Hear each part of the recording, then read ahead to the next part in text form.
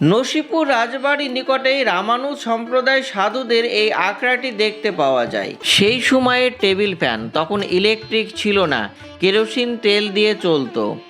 এই খাটটি সেগুন কাঠ দিয়ে তৈরি। তখনকার সময় এটা তৈরি করতে মাত্র 16 টাকা খরচ হয়, তাই এটাকে 16 টাকার খাট বলা হয়।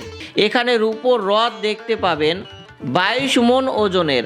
তখনকার দিনে 1270 টাকা খরচ হয়েছিল এটি তৈরি করতে। সেই সময়ের বেবি অস্টিং কার দেখতে পাবেন।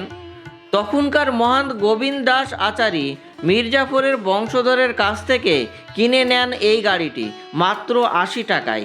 এই গাড়িটি ছিল নবাব হাসান আলী মির্জার। স্টিং কোম্পানি তাকে এই গাড়িটি গিফট করেন। তিনি মারা যাবার পর তার বংশধরের কেউ গাড়ি চড়ার মতো ছিল না, তাই আশ্রমের গুরুদেবকে 80 টাকায় বিক্রি করে দেন।